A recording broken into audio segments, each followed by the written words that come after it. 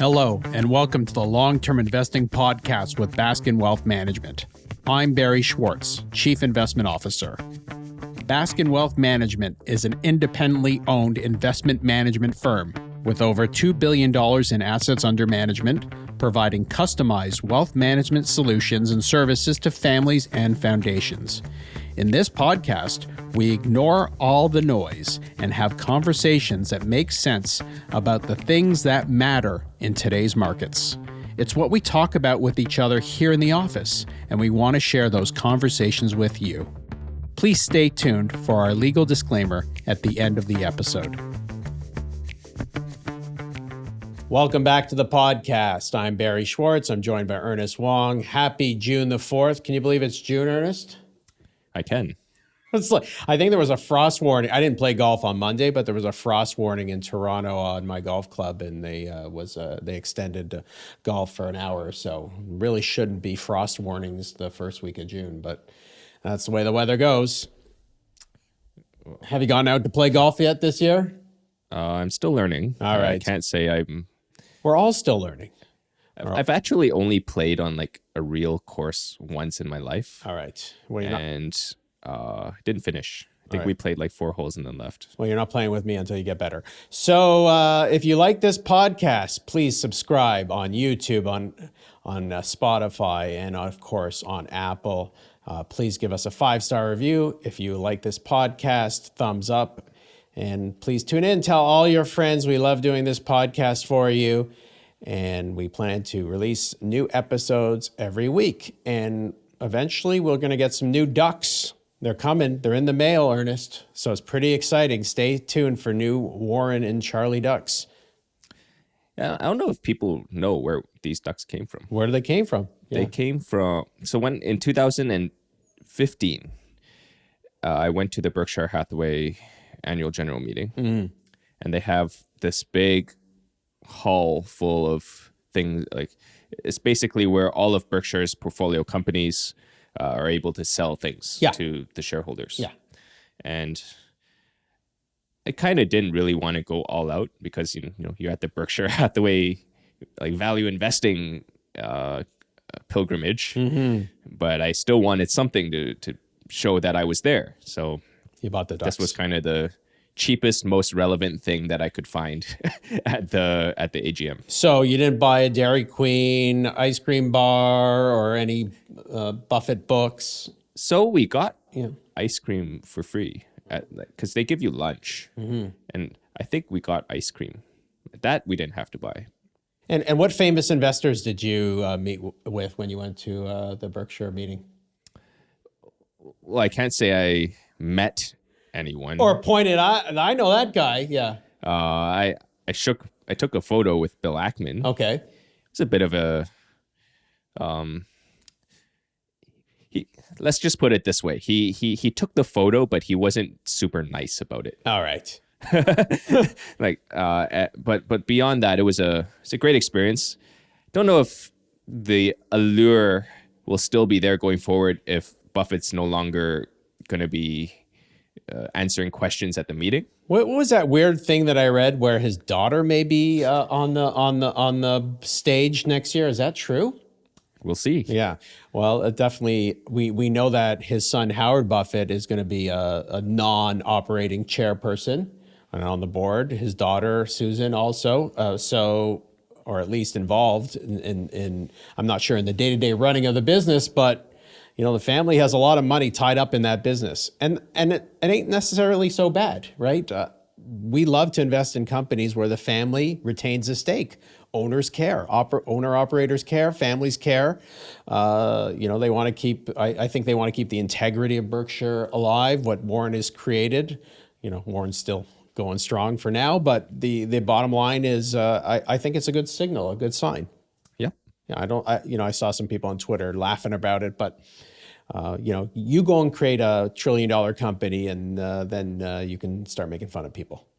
Well, I think beyond that, and this is kind of relevant because on TV, I think you were on BNN, mm-hmm. you had given you had picked 3 stocks for market call, and I think they were large cap kind of consensus-y type names. Yes. And I think investors oftentimes they want to find they want like the sexy micro cap Yeah. name that nobody's ever heard of. Where's the CoreWeave in your portfolio, or the Palantir? How come you didn't buy me this quantum computing name? Or what about Bitcoin, or all these other things that people are cherry picking that have gone up tremendously? Why are we still buying Apple or Berkshire or Constellation Software? Aren't they just so boring? That story is so old already. Well, while we were talking about Berkshire, one of my favorite things that Munger always said is that you don't get extra points for complexity. Yeah. You just because you studied a stock more doesn't mean that it's going to go up more. As you might have a little bit more conviction in it, but just because a name is something that a lot of people view as widely recognized as a great business, it's not a reason to not own it. Maybe it's a reason to look more into it. That's right. And our strategy, as our clients know, as people who follow our podcast know, is to buy the highest quality names at reasonable valuations that have long tailwinds, long runways of growth, that are run by smart management teams that are the best allocators in the world, that they know how to reinvest cash flows. And so we're going to stick with those businesses that we can understand. And I think you said it right. There's no points for complexity. And also there's no points for, making investments outside your core knowledge, right? And so, someone asked, how come we bought Berkshire, but why don't we own Fairfax Financial? It's cheaper on a book value basis. That may be true, but I don't know if it's apples to apples in terms of the company. Fairfax maybe is more oriented to insurance, whereas Berkshire is a high-class company with a lot of huge business operations, totally different business. And maybe the right answer is we haven't even put in the work onto the name, right? No question we know about it. When people say, do you know about this name? How come you don't own it? Chances are we know about it, but that doesn't necessarily mean we have done the work on it, or it's appropriate or ticks all the boxes for us. So that's how we invest. Ernest, it's been a quiet year for our portfolio. We haven't done a lot of trading this year. I think some of that probably has to do with the uncertainty about the tariffs. You don't want to make a decision today and then find out that business is tariffed 100% the next morning. So it's kind of given us a little bit of pause to make big decisions with the dramatic market pullback in April. And then the recovery in May. I mean, we could have literally bought anything that would have worked, but we're fully invested, right? So we would have to have sold something at the bottom to buy something that has gone up. And so there's no point to do that. We always tell clients that we try to remain fully invested. We firmly believe that cash over the long term is a drag on portfolio performance. So why even bother? Obviously, there could be times where you should have overweight cash, or if you're getting good returns on cash, go more in cash. But when interest rates are yielding in Canada 2.5%, I'm not going to sit on cash trying to pretend what I know the market can be timed, because we know it can't. And I think that's been proven out over the last 2 months. Yeah. So, one of the things we're going to talk about today, it's a grab bag. We're going to talk about some lessons learned over the past 5 years. We've also, thank you so much. We've got your questions from Twitter. We're going to cover a few of them. Thank you for those that have reached out, and we'll make sure to give you a shout out in the next few minutes here. And before that, we have a big announcement for Baskin Wealth Management. Oh yeah, big announcement. So, as of June 1st, Ernest, I'm now president of the company.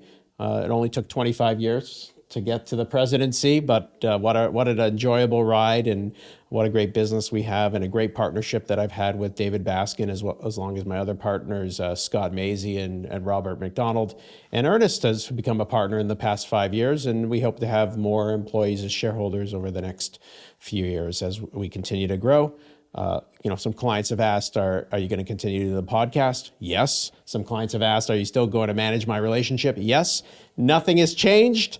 I love working. I love working with the clients that we have, and I love the team that we have. And this is what I dreamed I would do. out of university. So happy that I get to live my dream job and invest, and nothing makes me happier than keeping Baskin Wealth going strong for the next 25 years. It does seem like one of those things that you never fully retire from, like looking at stocks and researching new investment ideas. No, absolutely not. I think some people, as their business grows, maybe eventually they sell out, but they still want to invest, right? So I was on the golf course with a guy who was running a mutual fund, a hedge fund, for a very long time. He loved it, but his business he eventually sold out. So now he just runs his own money and still actively involved in markets. So I don't think anybody ever retires in the investing world. The old guys keep going. Some of the old guys do it not even for the money. I think some of them do it for charity. Right? It's just a fascinating business, and it's the challenge of trying to find the next investment that will work out really, really well. And it's a lot more fun, in my opinion, than golf, but just as frustrating. I think that's well said. So let's talk about a little bit about the lessons over the last 5 years. Before we do that, just a quick catch up on what's going on here at Baskin. Like we mentioned, not a lot of trading this year. The Canadian dollar has been very strong this year, so that's one of the interesting things. We would have thought the Canadian dollar would have been a little bit weaker starting the year out. But, with all the uncertainty around the tariffs, I think it's less so that the Canadian dollar has been strong and more so that the U.S. dollar is weakened against other currencies. Yeah, I think that to your point about the currency is that if you look at the Canadian dollar versus a wide range of other currencies, like to your point, it's more that people have been a little bit more pessimistic about the U.S. dollar prospects, maybe given like the big budget that they have and those kinds of things. And I think the important thing to realize is that if you own a U.S. company, that we've talked about this before, most of the U.S. companies, especially the large ones, they do a lot of business outside of the United States. So whatever losses that you're seeing on your statement due to foreign exchange are often offset by profits more money that they're making from selling goods to the rest of the world. That's a very good point. And in the short term, no one can predict currencies where they go.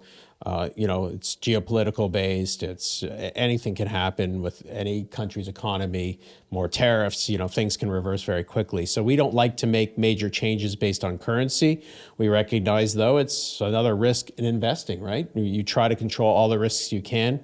We've answered this a million times about hedging. We will not do that.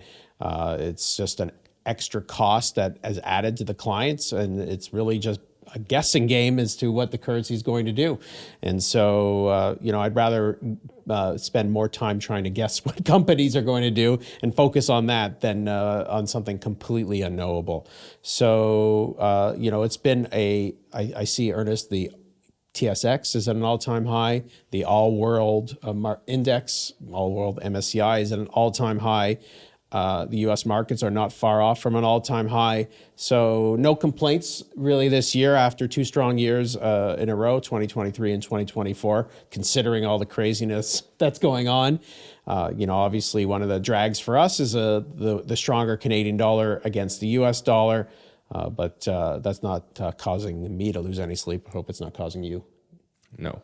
So it's been 5 years since the pandemic. We're now June 2025. If you look at the performance of markets over the last 5 years, pretty good. All things considered, a pandemic shutting down the world, as well as other stuff that has happened over the last few years. You name it, laundry list of highest amounts of uncertainty. Clients will say to us, people will say to us, I feel today this period of time is the most uncertain it's ever been. I think a lot of that has to do with recency bias. I can't tell other people how they think, but no question, we're always hyper-focused on what's going on today, and sometimes we forget what has happened in the past, and for good reason. I don't know if today is more uncertain than when the pandemic was around or when the Russia-Ukraine war started or the inflation was rising to 9%. All I can tell you is this is how markets operate, and uncertainty is part of the investing game. And it's our job, Ernest, to find investments that are durable and will, outlast the current uncertainty and hopefully outlast the next uncertainty that happens in the future. Yeah, I've been at Baskin 10 years. You've been here for 25 years. Yeah. So I can count maybe 4 times that the market has, had a meaningful correction. So that would be 18, 20, 22, and then 25. Yep. And each time, those were legitimate things to worry about. People were saying, this is going to be a repeat of the financial crisis. We have to sell stocks because things are only going to get worse. Yeah. And I'm not saying that, I have no idea what stock prices are going to be going forward. But I think one of the benefits of having done this for so long is that you can kind of see the patterns of how things generally play out throughout these kinds of times, what people are worried about, how the companies end up responding to these situations, and then knowing what to do from there. Well, things can always get worse, and certainly none of us know the future, right? If Trump would have pushed on these tariffs more and raised them, it could have stopped commerce around the globe for a long period of time.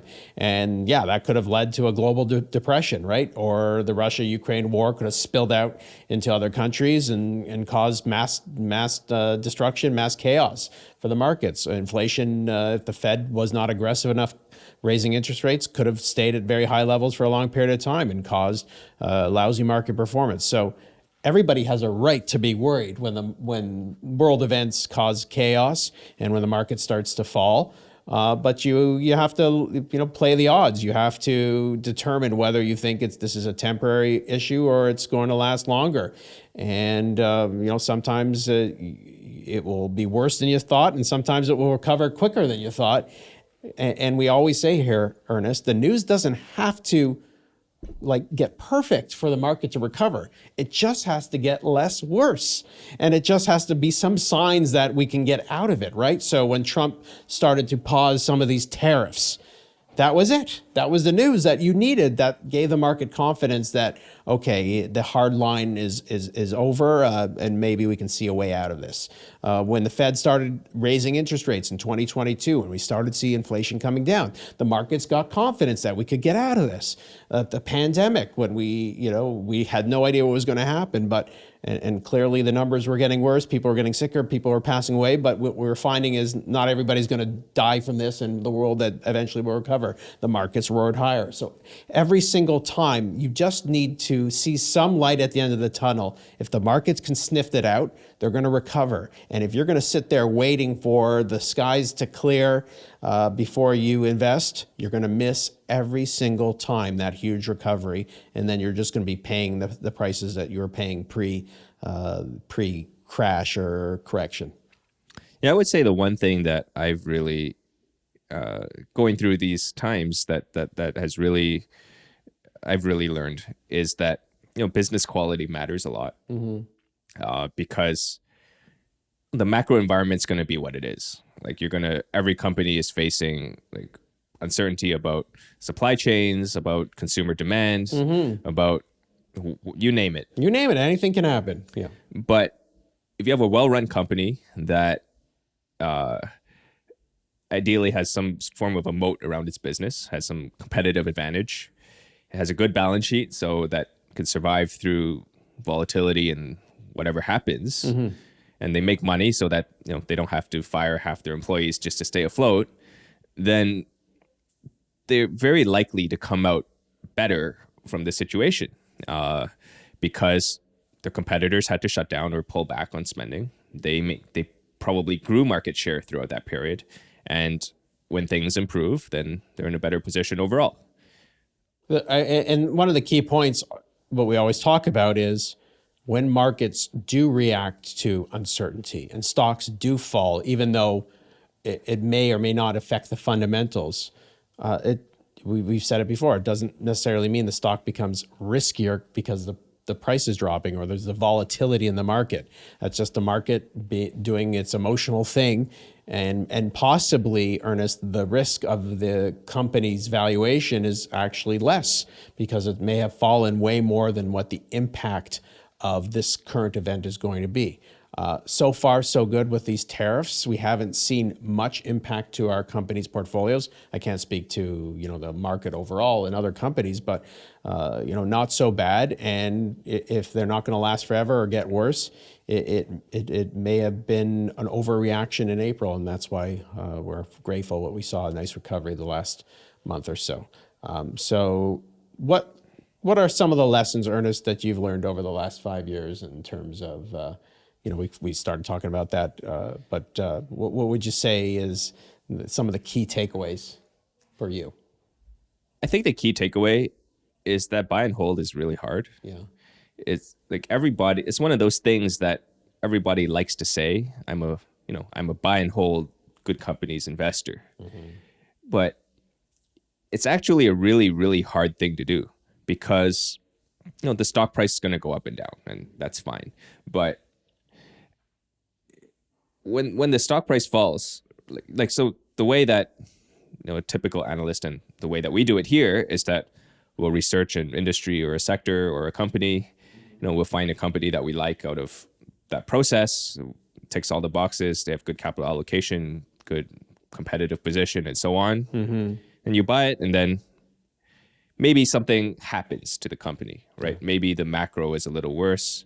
Usually it's the macro getting worse. Maybe the growth isn't as robust as it sounds. Maybe they did a deal that you didn't expect, right? And then the stock falls. And the challenge at that point is that it was something that you didn't expect. And a lot of investors would call this, and so you have to update your view on this company. Like, did I think the company is lower quality than it actually is? Mm-hmm.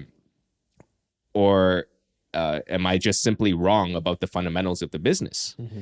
And so that's the hard part. And you see a lot of investors, like at this point, they'll sell the company because this was not what they signed up for when they did the research. And then from there, that's one scenario. Yeah. If the company goes up, right? Like, let's say it goes up 50%. The stock price? Yeah, the stock price. Yeah. Let's say you bought it, market catches on, mm-hmm. then the stock price goes up 50%. Then it's a different challenge. Yeah. Because you're wondering now, okay, I thought this stock was cheap at this price. Now it's not cheap at this price. Now, should I sell and move on to something else? Mm-hmm. So regardless of whether the stock is going up or down, like there's always all these pressures on you to sell the stock, either because you got it wrong or either because the valuation is not as attractive as it was. Mm-hmm. Maybe it's overpriced now, possibly. So, and the example that we always give is Netflix or Costco. Or Costco, yeah. Right? Where Netflix, since we bought the stock in late 19, early 20, something like that.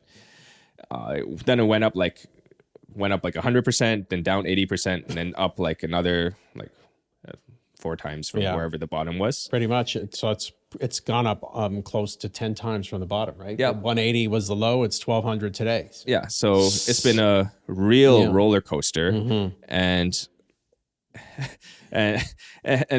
you could have made good arguments to sell it at 180.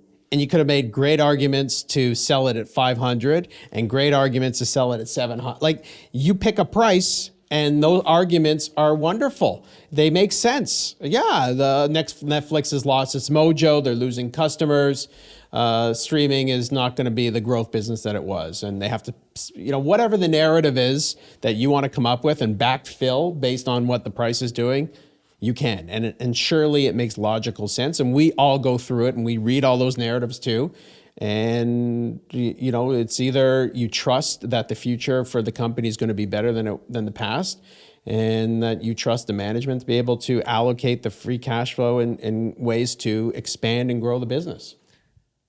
And this is really the hard part, is that you don't know at any point whether, like, those are legitimate, like to your point, those are legitimate things to be concerned about. Like maybe the business isn't as great as you thought it was, or maybe the stock is like the stock price is not attractive at current prices. Like those are legitimate things to And think I always about hear regarding people. the stock. I always hear people say that after the stock falls, right? We bought Netflix at 400, but now that it's 180, it's probably not as good a business as we thought it was. Right. Yeah. So you're just letting the market dictate to you.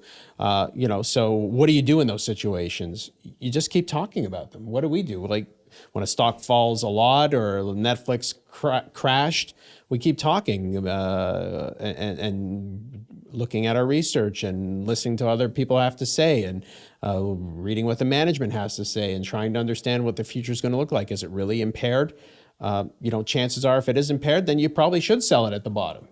But Right. if the business isn't impaired, chances are you should buy more, even if the future that you envisioned is not as good as what you thought it was at the beginning, right?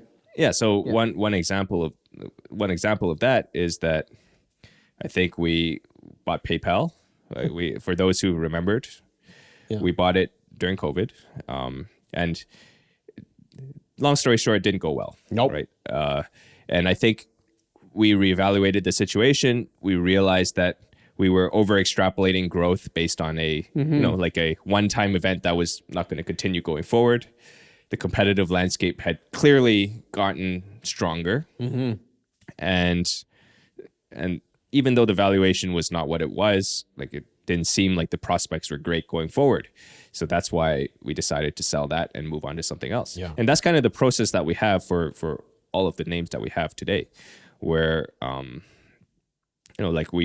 you always have to ask yourself, is what's going on today, it's just like a thing that the company can get through, or is it a bigger issue that you want to maybe sell the stock and move on? For sure. And environments change, right? We could never have envisioned how, obviously we knew about AI many years ago, but we could never have envisioned how it was going to take off. And even here we were skeptical, even a few months ago, about AI and its demand and what the big Magnificent Seven are doing. Why are they spending so much money on this? Isn't it a repeat of the telecom disaster, the cable disaster of the 2000s and the .com crash? And maybe it still will be, but it's for now it's not the case. So investing isn't easy, and I one of the key lessons for me, Ernest, is you gotta focus on fundamentals. You got to focus on and less so on emotion and the market volatility. That's our phone calls light up, our emails start picking up when the market is volatile, as if that's the specific time that we must do something. No, you shouldn't just do something just because other people are doing something. Trust your research, trust your convictions.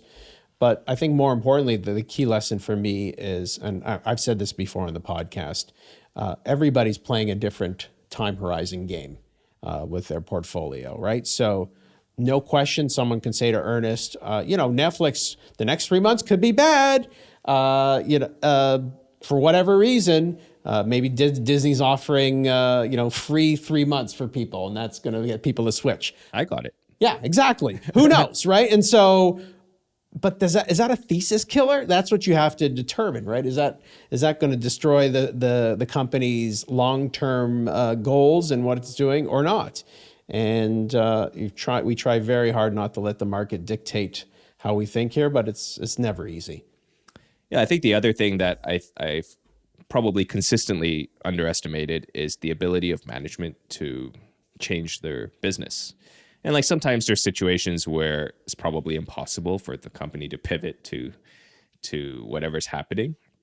But if you have a good business fundamentally, the nature of free markets is that competitors are going to come in and try to take your market share away, whether it be direct competition or whether it be from like a different perspective, right? So what's going on with Google today in search, right? It's a good example of that, where I think 5 years ago, nobody would have predicted that there was going to be AI-based chatbots that were taking away market share from Google. And it's the job of the company. I think a lot of people forget that it's the job of the company and the management to respond to these things. Yes. Right. That's why he gets, like, Sundar gets paid the millions of dollars that he does. Lots of millions. It's Yeah. to pivot the business to take advantage of whatever's happening and respond to competitive threats. Look at the narratives on Apple right now. Everybody's saying, "Oh, the Chinese tariffs. Chinese aren't buying the phones. Their AI is garbage. They haven't innovated in 1,000 years. Everybody's going to be wearing Meta glasses or Google glasses. Tesla's coming out with humanoid robots. What's Apple doing? They got nothing new, right? But maybe they do." Yeah, Right. exactly. Right. And Tim Cook hasn't, no question, Apple is not the number one company anymore in North America. NVIDIA, Microsoft have eclipsed it. But these guys, don't count them out, right? Don't count out management who's been successfully navigating and knows what's going on in the industry and has wonderful, smart people working for them who are incentivized to make you and them lots of money. Well said. All right, so let's get to some of your questions. Thank you so much. Ernest, which one do you want to start with? We got a couple questions about our portfolio construction approach, how we decide. So this was from Andrew Liu, and there's another one. And Ashish Buva. Okay. You didn't murder that one, but not bad. Okay. And they wanted to know about how we weight our positions, how we allocate, how much we decide to allocate to a certain stock in the portfolio. Well, so Andrew asks, and thank you, Andrew _LIU. He asks, based on your latest 13F, the fund has 49 holdings. Well, so Andrew, we don't, 13F, for those that don't know, is if you have over $100 million managing U.S. securities, you have to report those holdings as of quarter end, right? So 4 times a year you have to report. You have 90 days after the end of the quarter to report your holdings. So at Baskin, we have separately managed accounts. Sometimes clients come in with individual securities that they don't want us to sell. Sometimes we have sold everything for some clients, but maybe they've passed away and we're stuck holding that for a little period of time. And of course, on the 13F, we don't have to report any foreign or holdings, right? So any Canadian only listed companies, any outside Canada or United States companies aren't reported on the 13F. So don't look at our 13F and try and mimic it and think that's how we're investing, nor is it a fund, right? So the weightings are all going to be all over the place.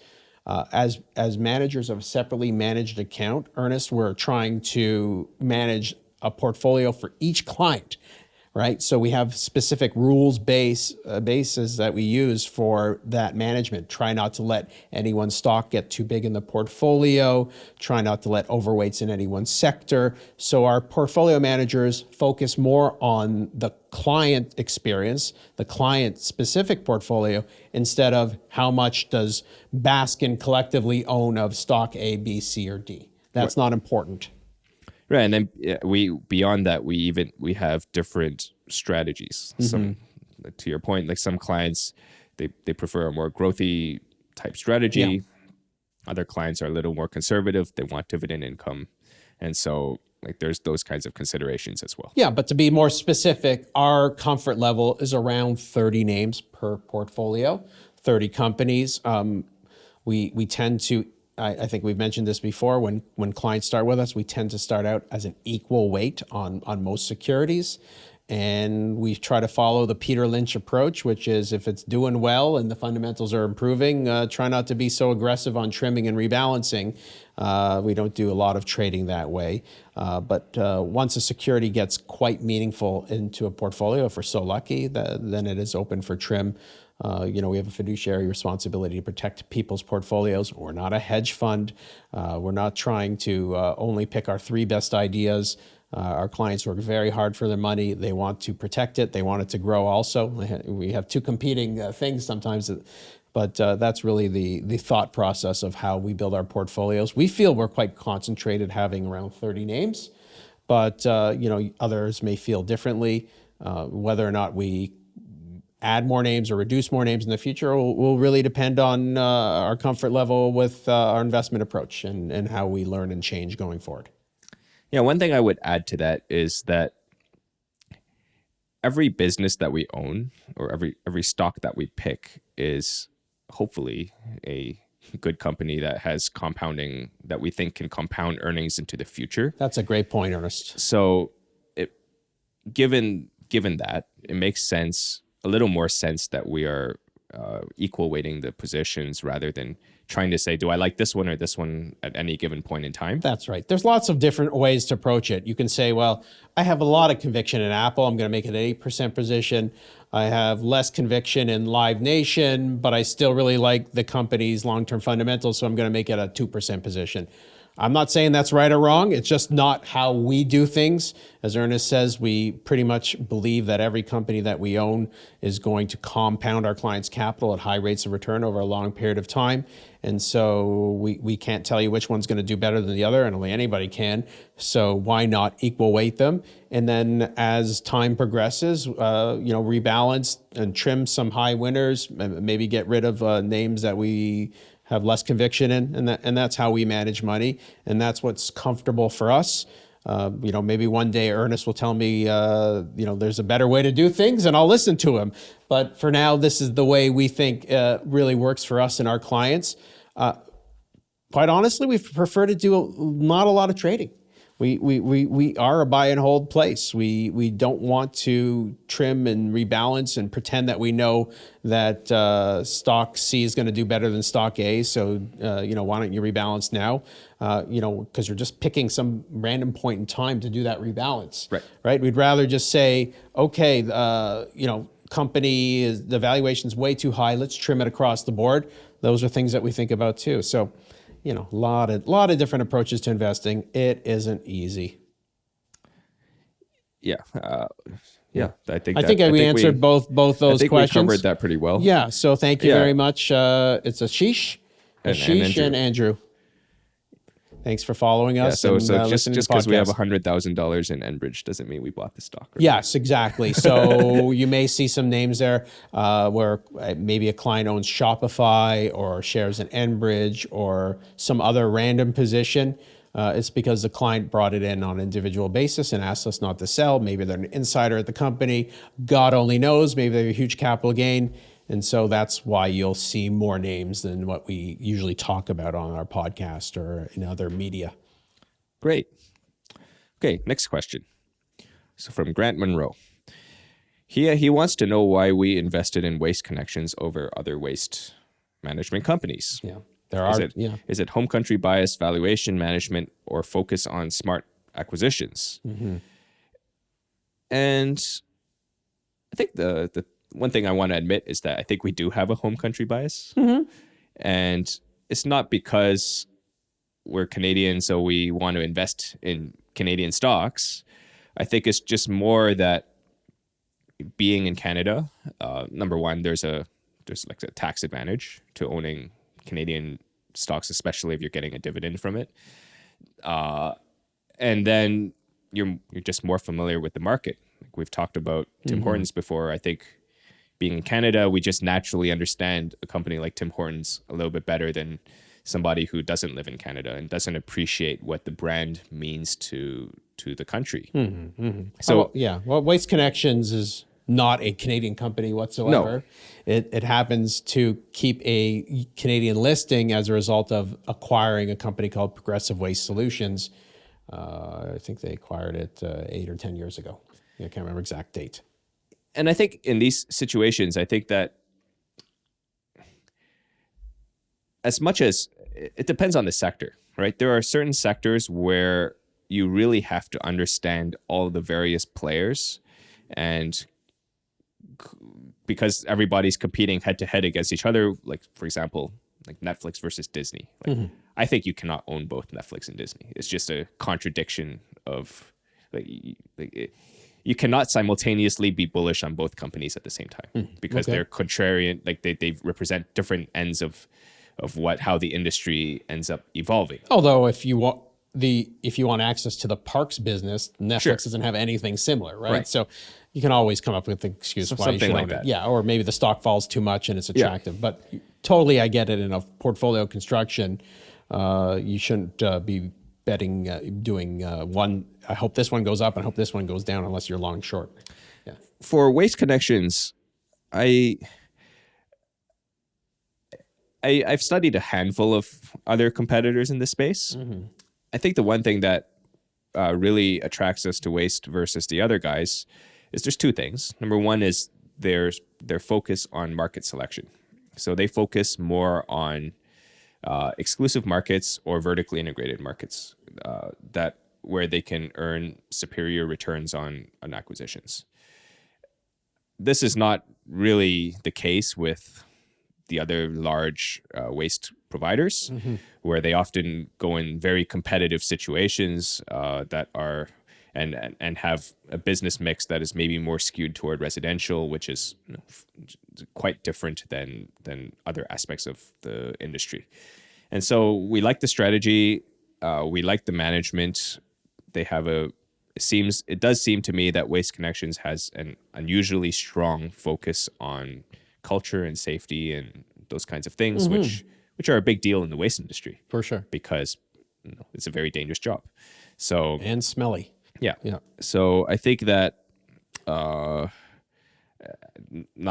want to put down any other companies. No, not at all. But I think we're comfortable with Waste. Yeah, we've owned its shares for a long time. We've owned the predecessor company, whether it's been the right decision or the wrong decision to hold Waste for that long period of time versus swapping into Republic or the newly public one, GFL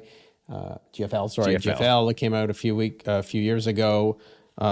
It's not easy, and there's a lot of aspects to take into account. You've done a lot of diligence. You're comfortable with the company, the management team. The president's been there, and the founder's still running the business. That the fundamentals are still improving.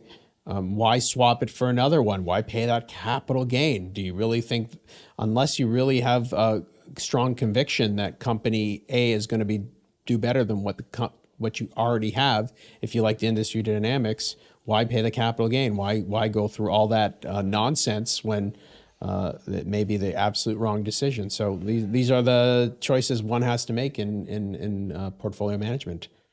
Yep. Okay. Let's get to one more. One more? Yeah. Okay. Which one do you want to do? I don't know. I didn't even read these yet. So we're doing them off the cuff. So you pick one. Maybe we'll do two. We got time for two. So Daniel Guillaume, I hope I'm saying that correctly. Did you take French in high school? Wasn't very good at it. Okay, clearly. Not high school, no. Yeah, okay. Primary school. Yeah.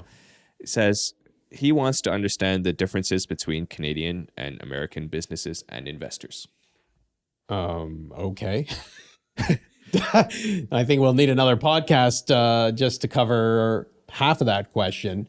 What do you think he's getting at? Specifically, he was getting at is, would a alimentation Couche-Tard be punished the same way for taking a risk with 7-Eleven if it was on the New York Stock Exchange? I don't think so. Yeah, I don't know. This one, I would say, for that one specifically, probably not. We've talked a lot about the deal before, but I don't think it's a uniquely Canadian thing that people are worried about it for the company. Do you think do you think if a non-Quebec company went to acquire 7-Eleven, let's say Casey's or Murphy or who the heck knows versus Couche-Tard, do you think that would be more well received in Japan? Probably not. Maybe even less. Maybe even less so, right? So, to me, what are the differences between Canadian and U.S. investors? Well, there's you have to look at the tax consequences of your home country, what the impacts are going to be in terms of dividends, buybacks, taxation. Those things are very important. We tend to believe, it's a generalization, that U.S. investors are more focused on growth and less so on dividends, as they don't have any benefit from a dividend tax credit. You mean from the investor perspective? Yeah, from the investor Yes. perspective. But I don't think there's much difference between North American investors or companies too much. I mean, the goal should be to maximize your profit and grow your shareholders' capital so everybody can benefit. Yeah, I think it's an interesting observation that like there are a lot more quote unquote serial acquirers in Canada, such as Constellation Software, Couche-Tard. There's a whole handful of others. While if you look at the U.S., like there are serial acquirers, but I think because the U.S. is the most dominant economy in the world, companies are able to maybe allocate capital a little bit more towards internal growth or R&D or those kinds of things. So it's one thing that I've observed over time. And the final question, Ernest, is GeoGeo, and that GeoGeo is at GeoGeoist. Okay, you can choose any name you want on Twitter. That's fun. A review of your biggest mistakes. I mean, Too many of those. Too many. We've talked about mistakes before. It's something maybe we wanted to research but never got around to doing it, and then it skyrockets. Or we researched it and we had conviction, but the rest of the investment committee necessarily wasn't on board. Or we just those are things that can happen. Or a name that we sold where we didn't have as much conviction, and that name went up more than what we bought. I mean, these things are going to happen. No one's going to be perfect in investing. No one's going to get every single name right. We've missed everything and anything, and that will continue going forward, right? Should we have bought Palantir when it went public, and Tesla when it went public, and all these other names? Of course, in hindsight, we should have done everything, and we'd all be trillionaires and be geniuses, and I'd have a beautiful head of hair. But that's not the case in investing, and I don't lose too much sleep over it. I guess what I lose sleep over is when we do research on a company, and we have conviction on it, but we get scared out, or we just don't follow through with it, or whatever happens, or we lose track, and the stock really goes up a lot on us, and then we're wrestling as to what to do. Yeah, I don't want to really beat up ourselves too much, because I think for each one of those situations, I think there's another situation where what you researched and you thought was an uncertainty and you didn't invest turned out to be the thing that made the stock fall, right? Yeah. So there, you can go as deep as you want with this, but I think one of the things is that you shouldn't learn too much from your mistakes necessarily, because, and this goes to the point about Palantir and Tesla, is that if there's a situation where you have to look at whether you were capable of evaluating that situation to begin with. True. Right. And would it ever be in your wheelhouse of something to buy, right? We tend to look for companies that have a history of profitability, so automatically that rules out some of these new business models that are not profitable and may not be very profitable for a long period of time. And for every Palantir, there's a pets.com that went to zero. Yeah. And so, I think we're never going to be the guy that figures out the next big thing and invests early on, and like more importantly, made it like a meaningful weight in the portfolio such that it made you rich. Yeah.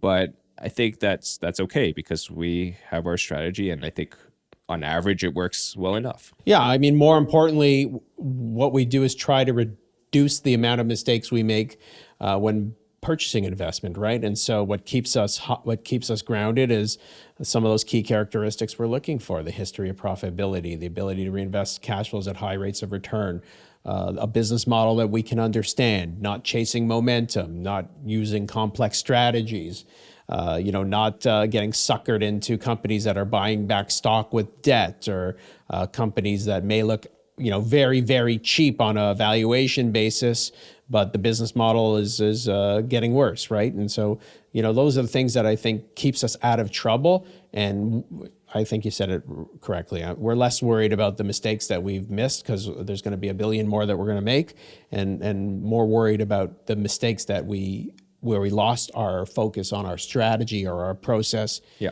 And so, we need each other to make sure that that doesn't happen. And, and even so, things happen, right? You can buy a company and boom, it gets disrupted tomorrow. And anything's possible. So that's investing. That's why we diversify. That's why we own a bunch of different positions. That's why we try to be focused on risk tolerance, not letting any one position get too big in the portfolio. These are the things that we think keeps us out of big trouble. And, we're playing the long game, Ernest. And playing the long game is you want to do things in the short term that keep your portfolio durable for the long term. And if you start chasing the hot stock of the day, or, oh my God, I'm underperforming the TSX this week or this month, what should we do? Those are the things that you completely lose yourself as an investor, in our opinion. And playing the long game is the way we go. Just to finish off, a book recommendation for those who want to play the long game, Winning Long-Term Games by Luca Della Anna. Terrific book. I bought it on Kindle for $10. It talks about how you can become a better investor as well as playing the long game in all aspects of your life. And it's a great read, and I'm going to read it again as soon as I finish it because I'm learning a lot of things that I think will help us as long-term investors. So Winning Long-Term Games is my pick for now. Pretty quick read, and I think you should check it out. Anything you're reading, by the way? Well, I've been reading a lot of books about semiconductors lately. They're not, they put you to sleep pretty easily. Yes. I would say that. There's some of the most important companies in the world are making semiconductor chips. And if AI is what people think it's going to become, it's going to be a tremendous area to be in. And so we'll have more to talk about semiconductors and AI and all wonderful things in the future. And so thank you so much for joining us today, and we'll see you back here real soon. This podcast is for informational purposes only, and any forecasts on the economy, markets, or individual securities should not be viewed as investment advice, a recommendation or an offer or solicitation to buy or sell any securities. Clients of Baskin Wealth Management and the speakers on this podcast may own shares of the companies discussed. Information on this podcast is current as of the time of production and is subject to change. If you have any questions or would like to subscribe to these podcasts, visit our website at baskinwealth.com.